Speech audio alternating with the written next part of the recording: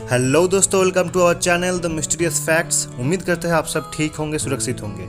आज बहुत दिनों के बाद एक बहुत ही रोमांचक वीडियो आपके सामने ला रहा हूँ। इन दिनों थोड़ा बिजी था अपने काम पे, तो वीडियो बनाना नहीं हो पा रहा था, पर अब कंटिन्यूसली वीडियो आता रहेगा और आप लोगों को कुछ बहुत ही इंटरेस्टिंग स्टोरीज के जरिए एंटरटेन करते रहूँगा। बस अब सबका सपोर्ट रहना ज़रूरी है, और वीडियो अच्छी लगे तो अपने दोस्तों से थोड़ा शेयर कर दीजिएगा, और इस रियल हॉरर स्टोरी का पूरा मज़ा लेने के लिए लास्ट तक ज़रूर देखिएगा।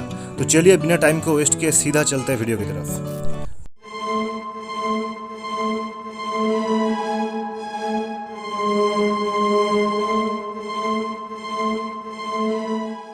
तो ये कहानी शुरू होता है अमेरिका के एक मशहूर और बहुत ही खूबसूरत शहर सैन फ्रांसिस्को से।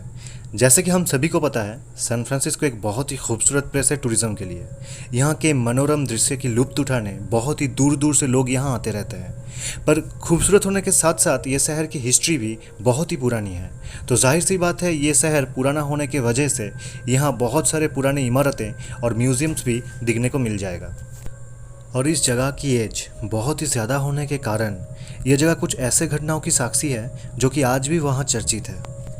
ऐसे ही एक बहुत रोमांचक और खौफनाक इमारत है वोइलीज़ हाउस। इस वोइलीज़ हाउस को अमेरिका के सबसे डरावनी हॉन्टेड प्लेस कहा जाता है।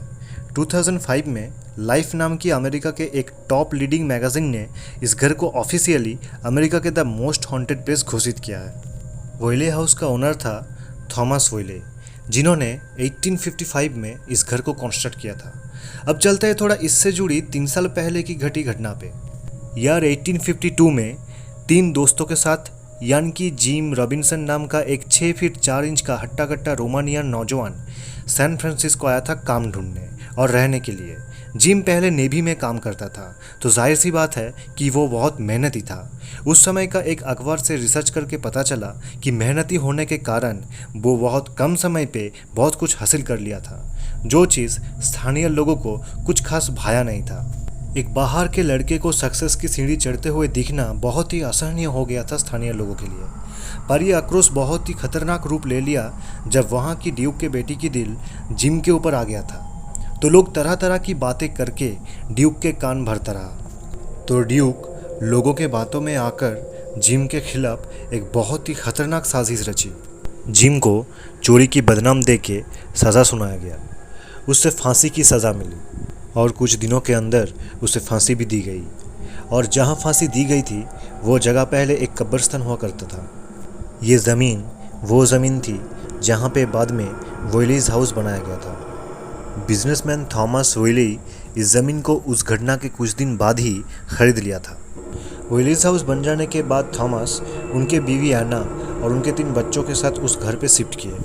वोइली ही हाउस में शिफ्ट करने के कुछ दिन बाद से ही शुरू हुआ पैरानॉर्मल एक्टिविटीज़।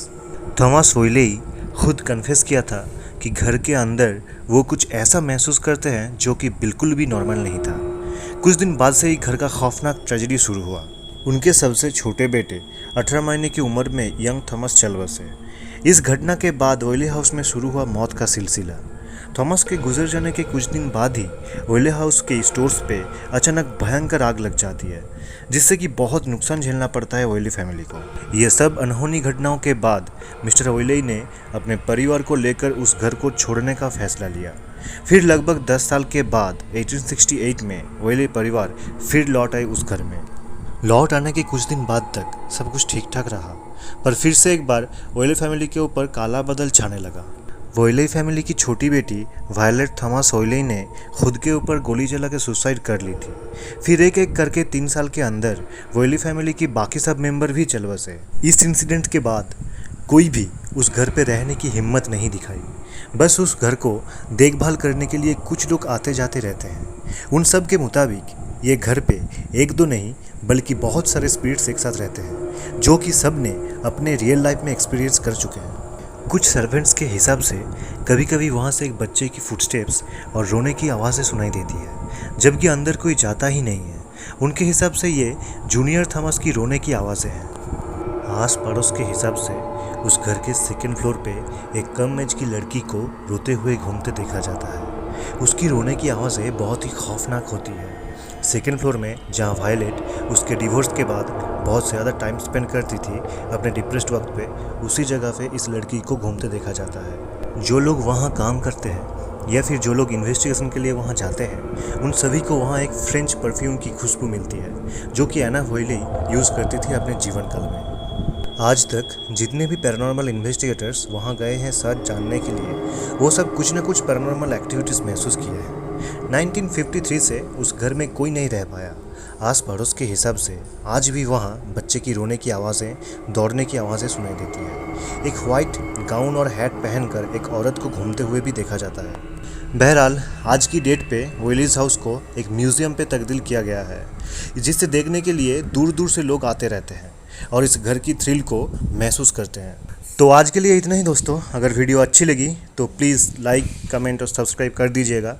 तो जल्दी मिलते हैं अगली वीडियो में, तब तक के लिए बाय बाय।